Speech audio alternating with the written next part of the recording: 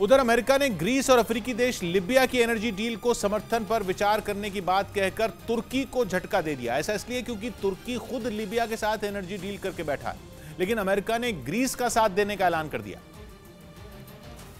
Greece और तुर्की NATO के सदस्य हैं, इसलिए उनकी लड़ाई ने नेटो के सिर में दर्द किया हुआ है। तुर्की आए दिन ग्रीस को हमले की धमकियां दिए जा रहा है, लेकिन जो बाइडेन की सरकार का झुकाव ग्रीस की तरफ। अमेरिका ग्रीस के दबाव की वजह से तुर्की को अपना F-16 जेट भी नहीं बेच रहा।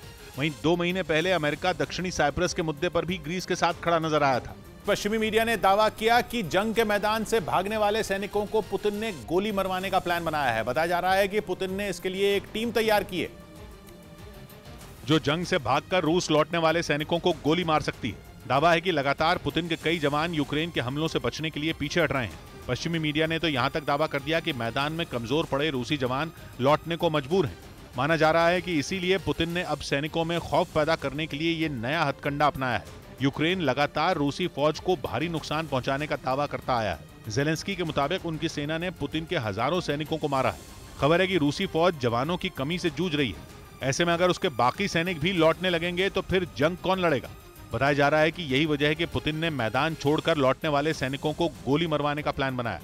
यूक्रेन के लड़ाकू विमानों को और ताकतवर बनाने में पोलैंड उसकी मदद करेगा। जानकारी के मुताबिक पोलैंड यूक्रेन के पास मौजूद Su-24 विमानों को नेटो की मिसाइलों से लैस करेगा ताकि वो रूस पर खतरनाक स्टॉर्म शैडो मिसाइलों से हमला बोल सके। पोलैंड की मीडिया ने दावा किया कि उसका देश यूक्रेन के सैनिकों को आधुनिक लड़ाकू विमान मुहैया कराने की तैयारी में है, जिससे वो नेटो की स्टॉर्म शैडो मिसाइलें दाग सकेंगे, जिनसे रूस में तबाही मचने की आशंका जताई जा रही है। पोलैंड का मानना है कि ये मिसाइलें पुतिन को घुटनों पर ला सकती हैं, क्योंकि ये 300 किलोमीटर दूर मौजूद दुश्मन के ठिकानों को तबाह करने में सक्षम है, जिन्हें पहले रफाल और मिराज जैसे लड़ाकू विमानों से दागा जा चुका है।